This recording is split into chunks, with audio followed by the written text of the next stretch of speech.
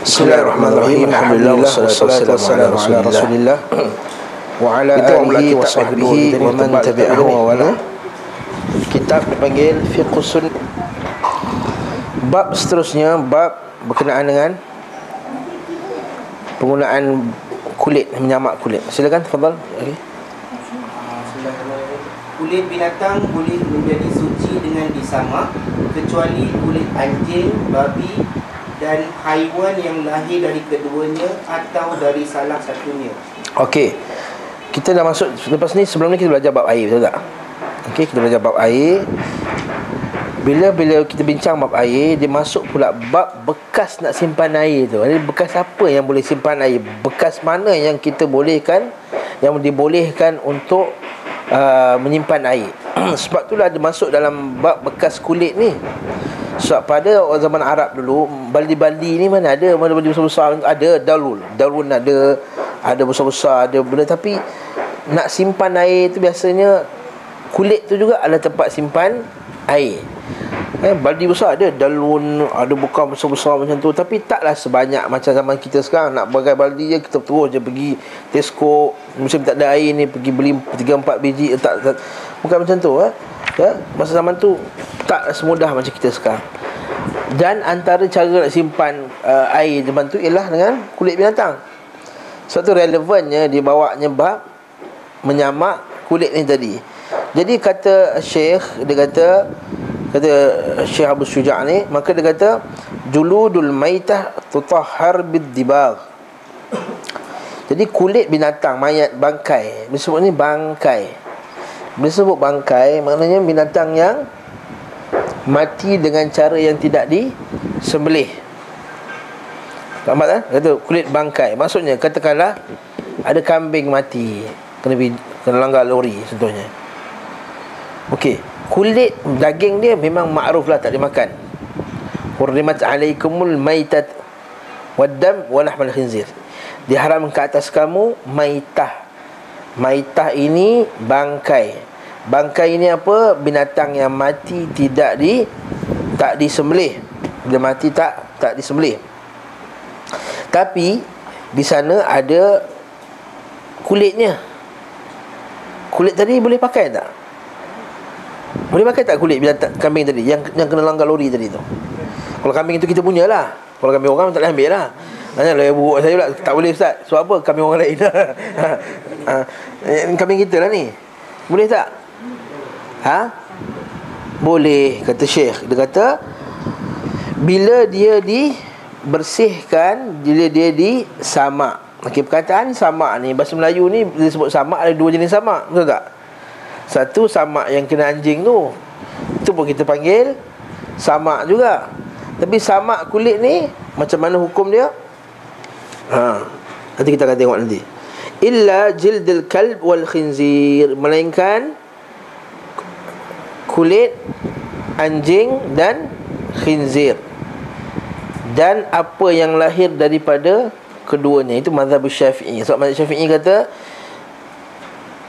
anjing dan khinzir ini memang haram segala bentuknya. Semuanya haram. Okey, sambung lagi huraian ni. Muslim 316 meriwayatkan dari Abdullah bin Abbas radhiyallahu anhu, dia berkata, saya mendengar Rasulullah sallallahu alaihi wasallam bersabda, artinya apabila kulit binatang telah disamak maka ia menjadi suci. Idza dubighal ihab faqad tahur. Jadi haiwan yang dikata bila kulit itu disamak maka dia jadi suci.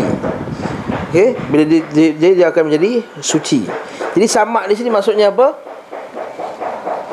Samak ni maksudnya apa? Diletakkan bahan-bahan kimia, dibuangkan lendir-lendirnya, dibuangkan darah-darahnya. Itu dia maksudnya menyamak. Dan ulama kata syarat samak ni mesti ada 3. Pertama, naz'u fadalatihi. Kita kena buang dia punya lendir-lendir tadi. Memang tak boleh kulit lembu tu tengah basah tu pakai. Nabi kata boleh pakai kulit lembu. Dengan darah-darah dia semua tak boleh. Fadalati, kita kena buang dia punya lendir. Yang kedua, ayyutibun nafs jild. Hendaklah baunya yang busuk tadi, bau bangkai. Bila kita sembelih lembu, kita tahu ada bau macam bau, kita tahu kan bau tu kan, kita buang baunya. Yang ketiga syarat jadi bersih, iaitu kalaulah dia terkena air, dia tak rosak. Dia kata an-naqa' idza halatu bihaitsu lam naqa'u fil ma lam ya'id law naqa'a fil ma lam ya'id al-fasad wan natan, maka dia takkan jadi rosak. Kan kulit kan macam ni, macam kulit lah. Kalau letak air ke apa ke, dia tak ada bau macam ni, bersih. Ni okey, ni boleh dibenarkan. Jadi dalam tadi patah balik tadi, binatang yang boleh kita gunakan kulit ni binatang apa? Selain anjing dan babi. Buaya, ular, apa lagi? Kangaroo, zirafah, gajah, beruang, panda, semua boleh dalam mazhab Asy-Syafi'i. Bagus, sangat bagus. Kulit manusia boleh ke tak?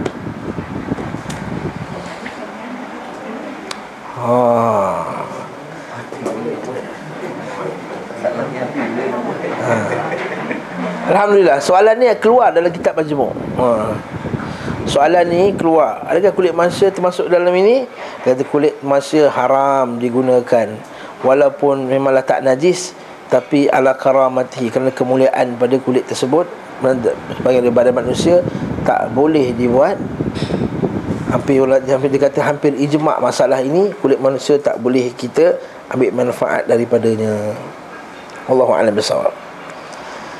Okey. Betul kata semua binatang sawa'an fi dzalikal ma'kul lahm wa ghairihi, sama ada binatang yang boleh dimakan kulitnya atau tak boleh dimakan, kata Syekh. Wal aslu fi dzalika hadis Maimunah. Ada satu lagi hadis Maimunah. Tadi sebut tadi hadis apa? Hadis Ibn Abbas kan? Ibn Abbas kan? Tadi hadis Ibn Abbas, dia berkata idza dubighal ihab faqad tahur. Bila dibersihkan kulit maka dia bersih. Maka hadis satu lagi hadis Maimunah, kisah dia berkenaan dengan kambing Maimunah tu sendiri yang dah mati. Nabi kata lau akhadhtum ihabaha, kan bagus kalau kamu ambil kulitnya. Mereka berkata innaha maitah ya Rasulullah, ini kan bangkai. Faqala Rasulullah SAW, maka Nabi pun berkata yuthiruhul ma' wal qard, maka bersihkannya air dan al-qard. Qard ni ialah satu benda yang alat yang digunakan untuk membersihkan lemak-lemak. Kalau zaman dulu letak garam, kapur. Zaman moden ni bahan kimia apa saya pun tak tahulah apa yang digunakan untuk bersihkan kulit. Buku ni ada huraian.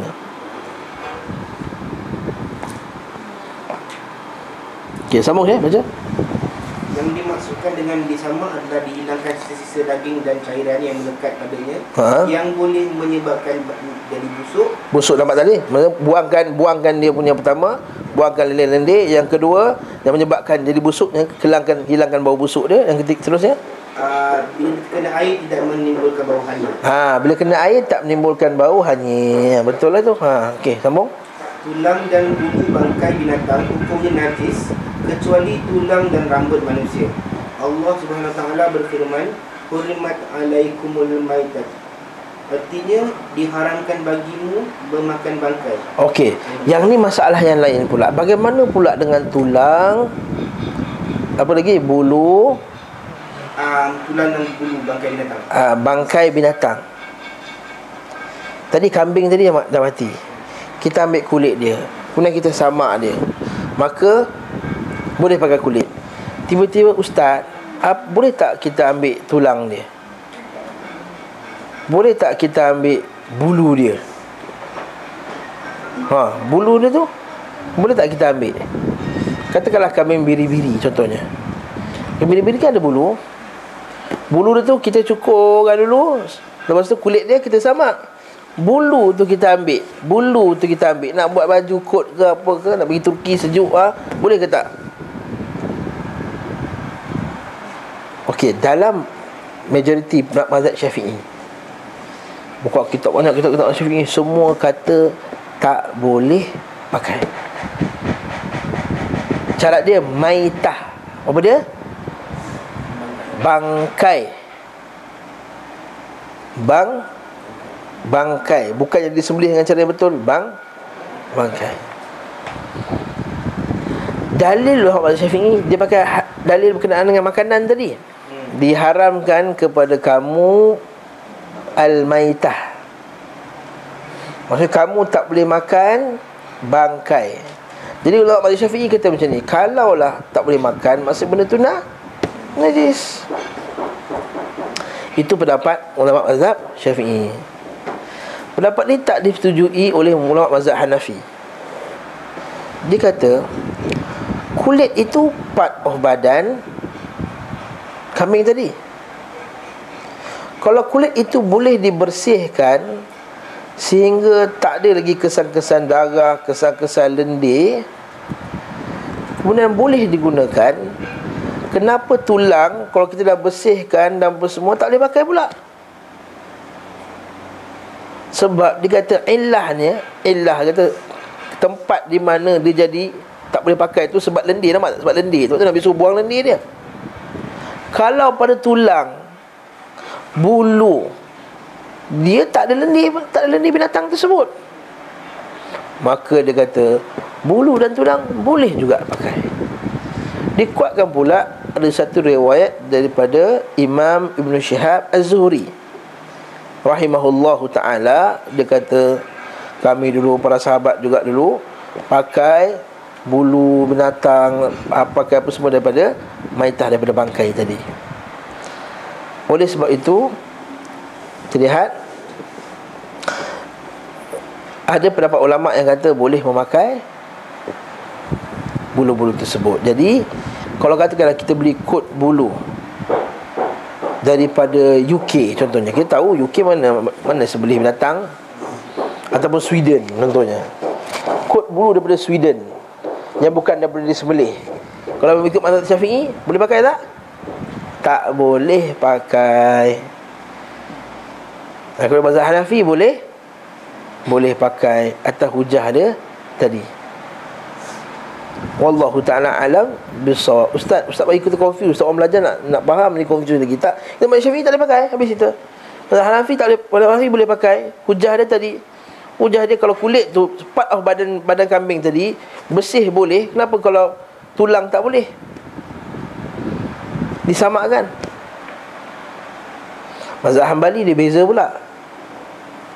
Bulu dengan, bahasa Melayu ni bulu sama je. Bulu ni pun bulu kambing tu panggil suf.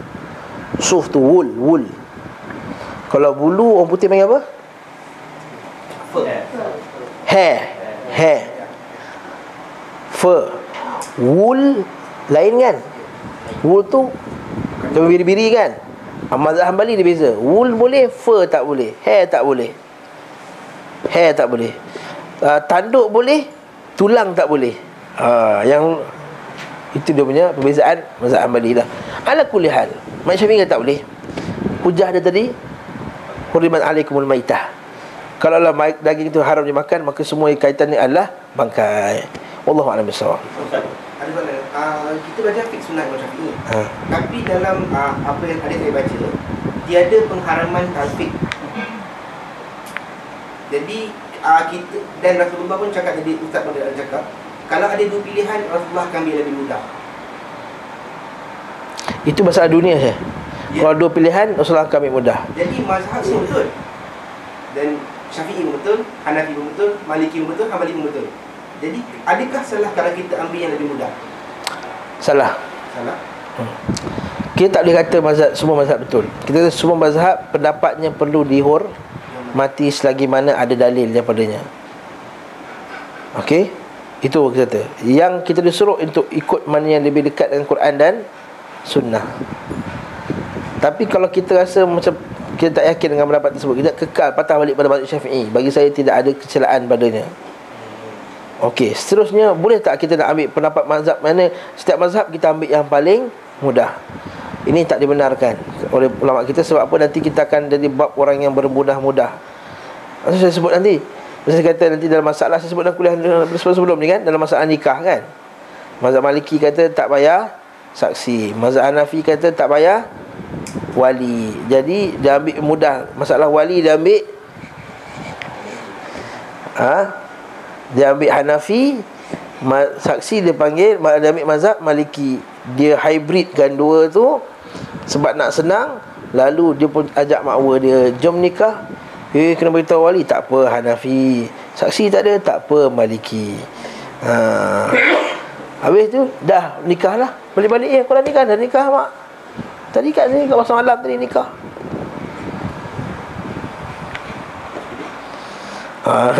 Jadi tak semudah tu Itu sebab tu kata Imam Az-Zahabi rahimahullah, satu risalah yang ditulis berkenaan dengan masalah kita panggil tatabbu' rukhas, kita ambil yang paling mudah.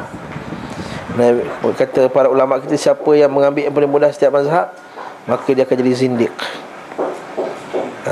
Jadi zindiq Contohnya ni,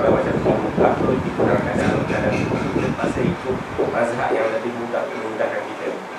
Umpamanya sentuh kalau dulu kita ingat masuk 10 tahun dulu tawaf, batal dulu kena pusing di sekarang pun tak buat macam tu kan. Ya, sebagai para asatizah kita kata, kalau kat Mekah tu urusan lain, sebab dia ada masalah, dia pergi darurat apa semua. Tapi kalau tanya komen saya kata kalau lah kita jelaskan kepada orang ramai masalah yang sebenarnya, InsyaAllah selesai Kita katakan bahawa masalah menyentuh wanita ni apa semua ni, wallahualam, kalau dipilih juga pendapat menyentuh wanita ni batal. Kemudian haji temu haji kata pergi sana tak batal. Wallahualam. Jadi bagi saya, kalau anda kata batal di Malaysia, di Mekah pun batal juga. Kalau anda kata tak batal kat Malaysia, kat Mekah pun tak batal juga. Fiqh ni kita bukan kata, kecuali kalau darurat tu saya cerita. Kalau dia batal, dia ambil semayang dekat tepi tu. Kalau tawaf, masa tawaf batal, tong air zam-zam banyak, tak ada darurat situ, dia kena ambil uduk juga. Betul ustaz, macam ni ustaz, ramai ke tersentuh sana, tersentuh sini, tersentuh kan batal. Kat sini lah. Lepas tu Tabu Haji kata tak apa, masa dah terlampau ramai, maka kita boleh pindah mazhab Hanbali. Dia kata kita boleh pindah mazhab Hanbali. Kita jawab balik, kita kata kita bukan boleh pindah-pindah ikut mazhab macam tu, ikut suasana. Kalau macam tu, kalau saya pergi ke negara lain, saya ikut mazhab lain, saya ikut mazhab ni, saya ikut mazhab ni. Bukan semudah itu nak tukar-tukar mazhab ni. Jadi apa alternatif dia? Macam ni ustaz, susah ni macam mana? Maka kita kata, kita terang kepada orang ramai masalah sentuh wanita ni, apa hukum sebenarnya. Itu sebenarnya yang kuat dalam masalah menyentuh wanita ni. Sentuh wanita tidak membatalkan wuduk. Itu pendapat yang terkuat dalam mazhab sebenarnya, dalam tiga-tiga mazhab. Sehingga ada sebagai mazhab Syafi'i pula, dia kata, sebagai pendapat dalam mazhab Syafi'i kata, kalau yang menyentuh batal, yang disentuh tak batal. Paling kurang ambil pendapat itu pun rasa dah selesai dah masalah. Bagi pendapat saya lah, wallahualam, mungkin saya silap, tapi itu bagi pendapat saya rasa itu lebih baik. Jadi tak adalah orang kita ni, kalau Mekah tukar mazhab, pergi tukar Mekah tukar mazhab. Ada yang pula lagi pelik lagi, dia kata macam ni, kalau kau nak batal wuduk cara mazhab Hanbali, kau punya niat pun kena niat mazhab Hanbali ni. Kita kata niat mazhab Hanbali macam mana pula? Niat wuduk lah, mana ada niat Hanbali, niat Syafi'i ni wuduk, sama je. Nampak? Jadi kita kat sini, kalau pendapat saya, kita terang masalah ni kepada orang ramai dengan jelas. Kita kata masalah wuduk, kita kata menyentuh wanita yang bukan mahram, kulit ke kulit, selagi mana tidak menyebabkan keluarnya air mazi, maka itu tidak membatalkan wuduk. Kerana tidak ada nas yang sahih yang kata batalnya wuduk. Walaupun ada sebagian pada para sahabat berijtihad itu, ada tak sahabat lain kata tak batal. Jadi kita dua pendapat ni yang terkuat tu, yang lebih kuat adalah tak batal wuduk. Wanita sentuh lelaki, suami sentuh isteri. Bukankah Nabi SAW suruh sebelum kita berwuduk sebelum tidur ambil wuduk? Dan Nabi kata padanya tu ada satu malaikat akan berdoakan dia, Allah maghfir lahu warhamhu, sampai pagi, sampai tidur dengan wuduk. Tapi kalau ada pilih bang, bagi good night kiss satu, tak boleh, batal wuduk. Saya rasa dia menyalahi nas. Rasa macam menyalahi. Kan kita tidur dengan isteri, mesti kita pegang, mesti nak tidur dengan dia. Dia tidur kat bawah ketiak kita, kita pegang tangan dia nak tidur kan. Nak pula yang baru kahwin. Baru kahwin mesti keluar mazi, bahaya. Yang dah lama kahwin contohnya, dia pegang kan, nak ni apa semua, dia tidur sebelah-sebelah kan. Jadi kalau tidur je batal lah tu, dia tak bantal besar kat sini sebelah kanan. Abang, asal batal besar ni? Tadi saya mengaji dengan ustaz, dia kata ada malaikat nanti bersama doa. Kalau batal nanti habis kita. Kena saya akan ambil wuduk kan, cium ambil wuduk balik, cium ambil wuduk balik. Jadi kat atas itu satu. Itu hujahnya. Di sana juga ada hadis Nabi SAW mencium isterinya kemudian dia pergi solat. Cuma kalau kita buka kitab Imam Nawawi rahimahullah, dia kata hadis tak sahih. Jadi bila tak sahih, sebagian ulama kata tak ada hadis yang sahih kata batal, dan tak ada hadis yang tak sahih kata tak, yang kata batal. Maksud dua, yang sahih kata batal pun tak ada, yang sahih kata tak batal pun tak ada. Jadi kata sebagian ulama kata yabqa ala umumi, kekal pada asalnya, iaitu apa dia? Asalnya tak ada hukum. Bila tak ada hukum, tak batal. Lepas tu mazhab Syafi'i kata batal. Nanti kita akan tengok bab ni, iaitu berkenaan dengan ayat Quran, aula mastumun nisa. Kata la masa tadi, itu yang asalnya. Tapi kalau tuan-tuan nak pakai juga pendapat Syafi'i tadi, tak ada masalah. Saya kata pun tak ada masalah lagi. Bukanlah saya kata pendapat tu ni, tapi kita kata pendapat itu lebih kuat pada pendapat kita. Ustaz, boleh ke kita ambil pendapat yang lebih kuat sekarang ni? Kalau tuan-tuan tak ambil pendapat lebih kuat, lepas ni bulan puasa nanti bayar zakat, pakai beras je, jangan pakai duit. Jangan pakai beras. Kalau pakai beras, mazhab Syafi'i kata tak sah. Kalau pakai duit. Kalau pakai duit, mazhab Syafi'i kata tak sah. Habis tu ustaz, sama ni kita bayar bukan mazhab apa? Kita pakai mazhab Hanafi. So mazhab Hanafi kata apa? Kita declare padanya ada maslahah, dia kata. Ada kepentingan. Kita bukan sekadar ada kepentingan, kita ada dalil lagi. Barakallahu fikum. Ini kita kata wallahu a'lam bissawab.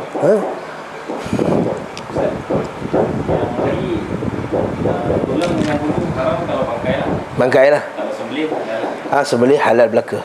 Kalau macam kambing tu, kambing biri-biri, bulu tu dah ditekur tu, atau dia hidup lagi tu, betul dia. Soalan yang bagus, canggih soalan ni. Kalau kambing biri-biri, bulu masih hidup lagi. Dekat sinilah sebahagian fuqaha, fuqaha sebagai ulama Syafi'i, dia tulis dalam kitab dia, bulu yang tercabut daripada binatang itu pun yang masih hidup, bangkai. Lepas tu saya pernah dengar ada masjid rumah saya, ustaz tu kata kalau kucing punya bulu kena kat baju kita, bangkai. Sebab tak macam tu. Sebab ada tu hadis Nabi kata ma quti'a minal bahimah fa huwa hayy fa hiya maitah.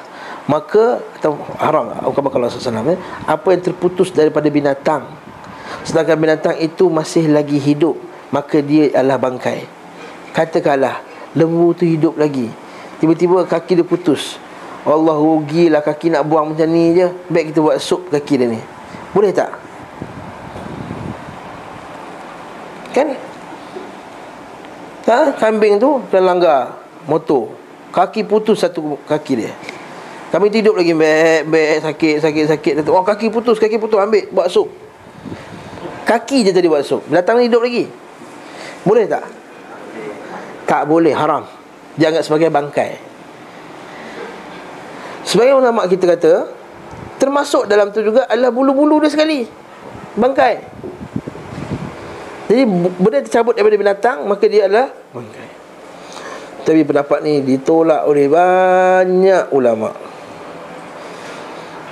Sebab dia kata sabit daripada para sahabat radhiyallahu ta'ala anhum, mereka pakai baju bulu, pakai baju apa semua, naik atas kuda, kucing apa semua. Nabi tak pernah sebut pun kata bulu kucing tu bangkai. Nabi tak pernah sebut pun. Jadi atas dasar itu, pendapat yang lebih kuat dalam masalah ini adalah bulu biri-biri yang dipotong sedangkan dia masih hidup bukanlah bangkai dan bukanlah najis, boleh pakai. Okey tak? Jawab soalan tak? Allahu a'lam bissawab. Ni. Okey. Saya lupa lah ni. Sambung lagi ya. Yang dimaksudkan dengan bangkai adalah setiap haiwan yang mati tanpa proses pengembalian secara syar'i, termasuk semua binatang yang haram dimakan walaupun telah disembelih. Contohnya daging keldai atau binatang-binatang yang boleh dimakan tetapi disembelih dengan cara yang tidak syar'i. Begitu juga kesembelihan orang yang murtad, meskipun hasil dari sembelihan tersebut tidak membahayakan kesihatan. Kesimpulannya, larangan memakan bangkai adalah bukti kenajisannya kerana keharaman sesuatu perkara yang tidak memiliki mudarat dan tidak memiliki penghormatan secara syar'i adalah dalil kenajisan benda tersebut. Nampak dia kata mazhab Syafi'i, dia kata macam tu, nampak? Sebabkan benda tu haram dimakan, maka benda tu tak elok, maka dia juga najis. Tapi kat sini ulama, ada sebagian ulama dia petikaikan balik. Dia kata sutra haram pakai tak? Lelaki haram kan? Adakah dia najis? Oh tak. Tak semestinya benda tu haram dimakan, maka dia adalah najis. Sebab yang kata dipertikaikan macam tu lah. Wallahu ta'ala alam bis-shawab. Wallahu ta'ala alam bis-shawab. Okey. Sambung lagi. Dan najisnya itu meliputi kenajisan seluruh anggota tubuhnya. Sedangkan manusia, mayatnya tidak najis. Demikian pula seluruh bahagian tubuhnya, kerana Allah telah berfirman dalam Al-Isra ayat 70, dan sesungguhnya kami telah memulihkan anak-anak Adam. Firman Allah ini membantah pendapat yang mengatakan bahawa mayat manusia itu najis dan menerangkan bahawa daging manusia haram dimakan kerana kemuliaan atau kehormatannya secara jadi daging manusia bukan najis. Jadi manusia ni kalau kita katakanlah kita pegang, kita mandikan mayat, dengan kita tak pegang kemaluan apa semua, kita mandikan macam tu je, kita pegang tangan je, adakah maksudnya nak solat kan kita kena ambil uduk lagi? Tak. Adakah maksudnya tak? Dia bukan najis pun. Dia bukan najis. Kulit manusia bukan. Hatta kata ulama, orang yang dalam keadaan junub pun tak najis. Al-mu'min la yanjas, kata Nabi SAW. Al-mu'min la yanjas. Mu'min itu tidak najis kan? Orang kafir pun tak najis juga. Hatta air liur dia pun tak najis juga, orang kafir. Kecuali kalau kita tahu dia boleh makan khinzir, minyak khinzir tu nampak kat dekat, itu lain cerita lah. Apa dalil kita kata orang kafir tak najis? Itu kan walaqad karramna bani Adam tadi, kami telah muliakan anak Adam. Dan anak Adam ni umum, kafir dan muslim. Yang kedua, iaitu berkenaan dengan orang Islam, lelaki boleh kahwin dengan ahli kitab, betul tak? Berkahwin dengan ahli kitab, sabit tak? Yes, sabit. Berkahwin dengan ahli kitab. Kalau kahwin, boleh cium tak? Mestilah kahwin, tak kahwin tak boleh cium. Bila cium, cairan mulut dia masuk dalam mulut kita tak? Masuk. Begitu juga bila menikah, maka dia melakukan hubungan seksual. Bila melakukan hubungan seksual, cairan dia kena tegak tak? Kalau cairan tu najis lah. Tapi kalau yang mulut contohnya, mulut, air liur, kalau najis, saya Nabi kata kena basuh apa semua. Maksudnya manusia ni tak najis. Hatta orang kafir sekalipun tak najis. Jadi nak peluk pun boleh, nak apa, salam pun boleh. Ya, kena faham masalah ni betul. Dan satu benda poin yang perlu ingat sini, bila saya sebut tadi berkenaan dengan lelaki dan wanita, bila bersalam tak batal wuduk, bukanlah maksudnya saya kata boleh pegang lelaki perempuan. Kadang-kadang orang ni silap faham. Bila saya kata Ustaz Yunus kata boleh tak apa, bukan kata tak, Ustaz Yunus kata tak batal lelaki perempuan bersentuh. Tak tu dia benarkan lelaki perempuan pegang. Bukan. Sentuh di sini, nanti kalau tersentuh dekat tol contohnya, nak ambil semayang, nak pergi ceramah, nak pergi solat, kat tol perempuan tu masa bagi duit baki tu tersentuh tangan kita, tak batal. Saya kata kan tak batal. Kecuali kalau keluar air mazi, batal lah. Dan juga seumpamanya tak batal. Tapi haram menyentuh perempuan yang tidak, yang bukan mahram, dengan sengaja tak boleh sentuh. Ini kita tahu hadis tu, banyak hadis saya sebut dah. Itu seorang itu mencucuk kepala dengan makhrat min al-hadid, ahwanu alaihi min an yamusal mar'ah la tahillah. Maka lebih ringan baginya daripada disentuh wanita yang tidak halal baginya. Dan kalau mengambil besi itu, cocok kepala, tembus kat sini, lagi mudah, lebih ringan di sisi Allah daripada kamu sentuh wanita tadi. Sabit dan Nabi kata, inilah amusun nisa, sesungguhnya aku ni tak sentuh tangan perempuan yang bukan mahram. Yang faham maksud tu? Jadi kat sini kesimpulannya, mazhab Syafi'i kata sebab apa? Sebab haram dimakan, maka benda itu juga adalah najis. Semua saya bawa tadi pendapat berkenaan dengan bulu tadi, iaitu pendapat yang lebih kuat dalam masalah ini adalah bulu itu tidak najis. Jadi boleh juga kita pakai kot bulu, baju bulu daripada negara barat, negara kafir yang kita tahu dia tak sembelih binatangnya. Begitu juga dengan tanduk dan tulang tadi kan. Macam setengah ada pinggan letak tulang harimau, apa tu? Dari China ke apa? Fine bone. China fine bone. Kan, fine bone. Kalau mazhab yang rajih, yang kuat pada pendapat saya adalah dia tak najis. Tak najis. Tulang. Dia boleh tulang. Tulang lah. Kalau tak ada usus yang lain, tak ada khinzir ke tak ada apa, tulang tu. Tapi kalau tuan nak Syafi'i juga najis lah, tak boleh pakai fine bone tu. Maksudnya kalau minoritas kita tak payah buang. Tak payah buang yang kita tinggal rumah. Nanti kita boleh. Fine bone. Tak boleh, tak payah buang. Dia pakai? Tak boleh pakai. Kalau ikut pendapat yang rajih lah. Pendapat mazhab Hanafi tadi. Syafi'i tak boleh? Kalau Syafi'i tak boleh. Lagi Syafi'i jelaskan tadi kan, sebab dia tak di, sebab dia maitah, bangkai. Faham ke ni? Takut confuse kat belakang ni. Ustaz, saya belajar lagi tak faham Ustaz. Okay. Saya boleh jadi direct je, Mak Syafi'i kata macam ni, Mak Syafi'i. Cuma saya nak bawa juga pendapat lain supaya kita bila tengok orang lain buat tak rasa janggal, tak kata dia ni pakai ni haram ni. Hemat lah. Orang punya ada pendapat lain juga kata macam tu. Tak apa. Kita ambil Syafi'i, kita ambil Syafi'i. Saya tak nak keluar mazhab Syafi'i, nak duduk mazhab Syafi'i je. Pun tak ada masalah. Okey, tak ada masalah ni. Wallahu taala alam. Kita bukan nak gaduh, kita nak pandai, nak lebih luas pendapat kita. Wallahu alam. Sambung. Yang keempat, hukum memakai bekas dari emas dan perak. Ni dah tahu bekas pula. Macam mana kalau kita ada bekas emas dan perak, kita ambil wuduk pakai bekas emas dan perak ni, boleh tak? Dan juga selain daripada wuduk, makan, minum, hias rumah, toilet, apa semua, boleh tak pakai bekas emas dan perak tadi? Duduk atas kursi kita ni ada kepala tombol emas perak macam tu contohnya, boleh tak? Tak boleh ke tak boleh? Beli pinggan tu ada emas. Apa nama pinggan tu? Tak ingat lah. Okey, sambung baca. Silakan, fadhal. Bekas yang diperbuat dari emas dan perak tidak boleh digunakan, sedangkan bekas yang berasal dari selain kedua ini tidak dilarang. Kerana pada dasarnya semua bekas adalah suci selama tidak ada dalil syar'i yang mengharamkannya.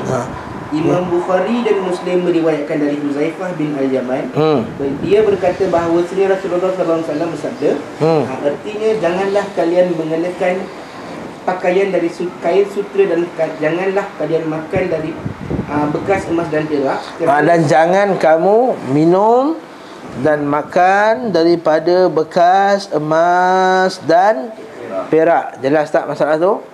La tashrabu fi aniyati adh-dhahabi wal fiddah. Jangan tak boleh makan dalam bekas pinggan emas dan pinggan perak. Sambung. Kerana sesungguhnya barang-barang tersebut untuk orang kafir di dunia dan untuk kita di akhirat. Nabi kata emas dan perak ni untuk di akhirat saja, bukan di dunia kita. Okey, sambung lagi. Penggunaan bekas emas dan perak untuk selain makan dan minum sama hukumnya dengan memakainya untuk okey, makan stop. dan minum. Ulang balik. Penggunaan bekas emas dan perak untuk selain makan dan minum sama hukumnya dengan memakainya untuk makan dan minum. Ini sama-sama haram. Laki dan perempuan sama dalam masalah ini. Yes. Itulah hukum dia. Dah. Itulah hukum dia. Jadi kalau makan dan minum Nabi tak kasih apa-apa sahaja tak boleh. Sebab tu dah sutra. Sutra ni orang lelaki bukan tak boleh pakai. Buat lapik pun tak boleh. Tai pun okey, kecuali Nabi kata pada hadis Abu Daud dan Tirmizi, kecuali maudhi usbu'ain atau thalatha atau arba'a atau khamsan begitu. Kecuali kalau besar dia banyak 2 jari ke, 3 jari ke, 4 jari ke, 5 jari daripada sutera tadi. Ada hadisnya. Ada hadisnya. Boleh lah. Boleh. Alhamdulillah.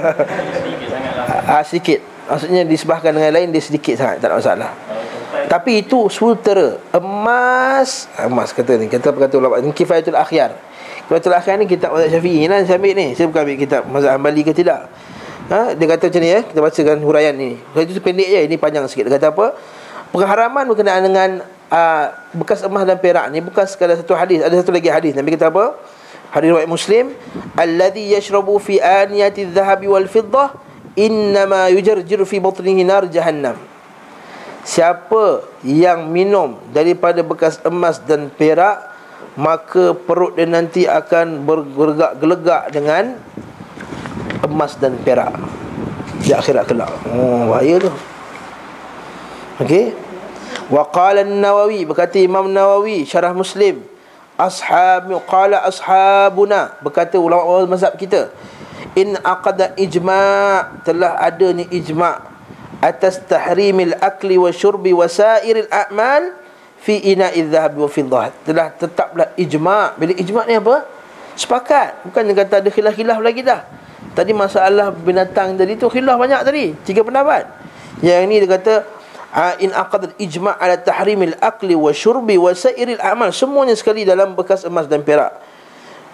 Illa ma hukiya an Daud. Kecuali Imam Syafi'i dalam pendapat yang lama dia kata boleh. Lepas tu dia tukar dah. Okey. Wa yastawi fi tahrim ar-rajul wal mar'ah bila khilaf. Sama, lelaki dan perempuan tak boleh pakai. Illa wa innama, kecuali perbezaan antara lelaki dan wanita apa dia? Iaitu wanita boleh pakai perhiasan. Itu saja boleh. Illa fi tahalli li qasdi zinatin nisa, melainkan untuk berhias untuk wanita saja, li zauj wa sayyid. Ada pendapat Syekh Albani rahimahullah dalam bab emas yang berlingkar tak boleh. Pendapat ni banyaknya ulama menolak pendapat Syekh Albani tersebut. Dia kata pendapat ni pendapat yang lemah. Kenapa? Kita hormat pendapat Syekh. Wa yuhramu al-istimal wa adhan fi qumaqim az-zahab wa kadha yuhramu tazyin al-hawanit wal buyut. Nampak kat sini kata. Haramkan juga untuk menghiaskan rumah bi awani dhahab wal fiddah, dengan bekas-bekas emas dan perak. Maksudnya ustaz saya tak pakai pun ustaz, saya nak buat perhiasan je. Kadang-kadang orang beli kan. Apa orang putih kat UK tu apa nama dia? Tak ingat nama dia. Kadang-kadang tu dulu mak saya pun ada kat rumah tu. Masa saya tu belum belajar lagi. Dah belajar kata mak tak boleh pakai ni. Dia pun bagi kat orang lain kan, dia jual. Hadha huwa as-shawab, ni pendapat yang betul. Wa jawazu ba'd al-ashab wa huwa ghalat, kata Imam Syafi'i, kata Imam Nawawi. Sebagai ulama kita kata boleh. Ini wa huwa ghalat, salah ni dia kata. Wa qad nassa Syafi'i wal ashab annahu law tawadda wa iktasal min adha wa fiddah faqad asa. Bahkan kata Imam Syafi'i, siapa yang berwuduk juga maka dia telah melakukan maksiat. Maksudnya buat wuduk maksiat. Macam tu. Okey. Dan dia kata wa yuhram ittikhadh hadhihi al-awani min ghairi isti'mal ala sahih. Dan pendapat yang sahih juga dia kata tak boleh pakai pada tempat-tempat yang lain.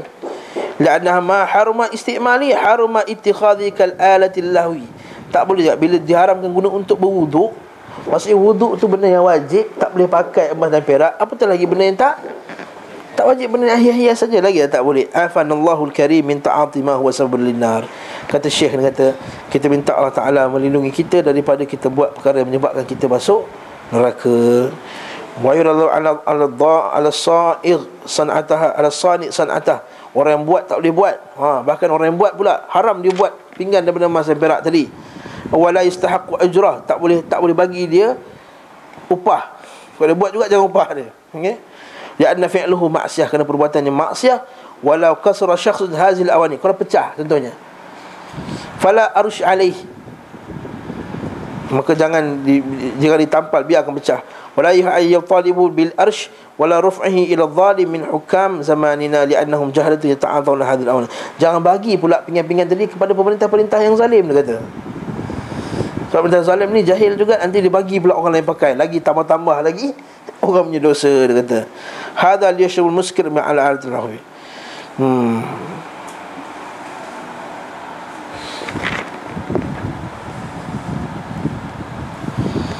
Bahkan nampak ni kata Imam Nawawi, ya, ada sebagiannya pula gunakan alat ni hias-hias alat-alat muzik mereka.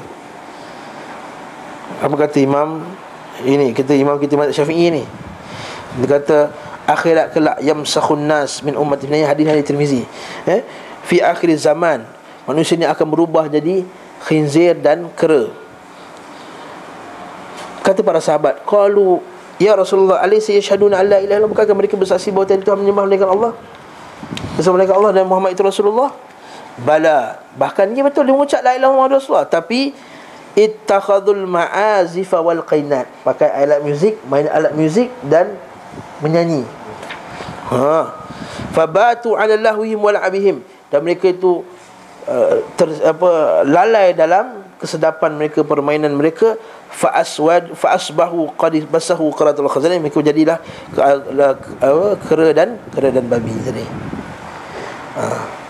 Ini Syafi'i yang cerita ni. Itu kita pelik orang yang boleh halalkan muzik ni, apa dalil dia. Adapun bekas yang bukan daripada bekas perak dan emas, kanat min jawahir nafsiyah, kalaulah bukan daripada emas dan perak, tapi ustaz daripada batu-batu macam mana? Batu-batu permata. Saya ada bekas wuduk saya, ada batu yakut, ada batu permata, ni boleh pakai tak? Boleh tak kiaskan dengan emas tadi? Hal tahrim fihi khilaf, qila tahrum lamma fihi minal khuyala. Dia kata tak boleh juga, sebab padanya ada kesombongan, wasaraf dan pembaziran, wa qasrul qulubil fuqara, dan merosakkan hati-hati orang miskin. Sebab apa? Bayangkan orang tu bekas wuduk dia pun dah batu-batu permata. Kita tak nak sedekah, dia bekas basuh berak, dia pun dah pakai bekas mata. Was sahih, tapi yang sahihnya, kata Imam kata Syekh Qafatul Akhir ni, kata Syekh Al-Hisni, dia kata wala annahu la yuhram, tak diharamkan, kerana tidak ada padanya dalil. Nampak cantik tak? Tu kita agama ni dengan dalil. Cantik mazhab Syafi'i. Jadi kita mazhab Syafi'i ni ulama yang paling kuat pegang dalil. Wallah, okey, Wallahu ta'ala alam. Kita akan bincang pula masalah minggu depan, iaitu macam mana pula bekas kalau pecah. Bekas kita bukan bekas emas, tapi bila pecah memawah, maksudnya dia dilapik, di coverkan yang pecah tadi dengan emas. Ataupun dia tak emas, cuma cover luar je emas. Dia tak emas, cuma dia ada garis emas satu je. Pinggan tu pinggan apa tu kan? Porselin. Porselin, tapi dia ada emas keliling tu. Boleh tak? Itu kuliah yang akan datang, bismillah ta'ala. Bismillah ta'ala. Tadi yang bab belakang tadi, mazhab Syafi'i kata hair binatang dengan wool tu haram. Haram, yes. Maksudnya kalau nak samak kulit binatang tu, bulu-bulu dia tu nak kena buang tu macam mana? Ini kulit lembu, mana ada bulu? Kalau macam ni tak ada. Kalau masa kompang kan, nak buang bulu, tak ada bulu dah. Katakanlah ada bulu, tak boleh dah. Tak boleh dah. Lepas tu dia kata mazhab Syafi'i kata babi dan anjing tu haram. Adakah pengharaman ni termasuk kali dengan anjing lah untuk mazhab lain? Dia punya haram kulit daripada kulit anjing sekali? Yes, sama sekali. Anjing memang semua kata haram, tak boleh pakai. Cuma babi tu je, sebagai ulama dia, sebab dia tak anggap babi ni najis. Babi tu sebagai ulama tak anggap babi ni najis. Jadi dia kata babi tak ada masalah, haram dimakan, haram dimakan, tapi dia tak haram dipakai. Hujah dia apa? Apa hujah dia kata? Dan sama juga, apa yang haram dimakan tak sepatutnya haram dipakai. Dia kata hujah dia, contohnya macam banyak benda lah dia kata. Contohnya macam ada yang sebaliknya, haram dipakai. Adakah seperti benda tu haram dipakai, dia haram dimakan. Itulah kisah dia. Contohnya macam sutera, saya kata sutera haram pakai, tapi ada kena najis, tak semestinya. Contoh juga bila arak tu haram, ada kena najis. Ini ulama beza pendapat masalah ni. Itu juga khinzir tadi. Sebenarnya kata khinzir, kata mana dalil kata khinzir tu najis? Syafi'i kata ya, Allah Ta'ala haramkan dia makan. Kaedah yang sama juga dia pakai yang dulu tadi kan. Kalau haram dimakan, tak masih benda tak elok, najis, kotor. Jadi kata tak, kotornya babi itu bukan kotor fizikal, ialah kotor pada jiwa tadi. Macam mana ayat tu dilekatkan dengan main judi. Main judi, adakah pekat judi itu najis? Allah Ta'ala kata innamal khamru wal maisiru wal ansabu wal azlamu rijsum min amali syaitan. Sungguh judi, berhala, rijsun, babi, wal hamul khinzir, rijsun min amali syaitan. Rijsun wal azlam, rijsun min amali syaitan. Wal azlam, Allah Ta'ala kaitkan minum arak tadi dengan main judi. Jadi main judi tadi, adakah judi, kad judi tu najis? Nombor ekor tu najis? Tak. Apa tu najis ni maksudnya apa? Najis qalbi, najis hati, batin. Najis segi batin, boleh menajiskan badan kita, jiwa kita. Itu dengan minum arak boleh merosakkan jiwa kita, mengotorkan jiwa kita. Oleh itu dia kata arak bukan najis. Betul juga dia kata khinzir, itu haram dimakan, tapi dia bukan najis. Sebab tu sebahagian ustaz dia kata, kalau kamu tak nak pakai baju kasut kulit babi, bagi aku pakai. So pendapat ni ditolak oleh banyak ulama. Dia kata, memang walaupun tak ada masalah, tapi kita tak ada sahabat yang declare kulit babi boleh pakai. Dia kata macam tu, dia hujah ni. Tak ada sahabat declare kulit babi boleh pakai, walaupun kita babi banyak. Wallahu ta'ala alam bisawab. Tu. Kalau anjing pun ada khilafan kata air liur saja yang najis. Tapi tak ada, sebab tu tak ada sahabat berfatwa boleh pakai kulit anjing dalam. Tak ada sahabat. Dalam masalah lemak dan juga tu ada kita bincang masalahnya. Salman Al-Farisi pernah minta lemak asam masa dia perang kat Parsi. Jadi dia juga memandang bahawa lemak tadi tu bukan part of najis dipakai tadi. Wallahu a'lam bissawab. Ini khilaf. Cuma kita patah balik pada isu yang kita tadi lah. Bekal yang asal mazhab Syafi'i kata tak boleh pakai kulit babi, dan juga tadi emas dan perak ni tak boleh pakai. Wallahu ta'ala a'lam bissawab. Subhanakallah wa bihamdika, la ilaha illa anta, astaghfiruka wa atubu ilaik. Assalamualaikum warahmatullahi wabarakatuh.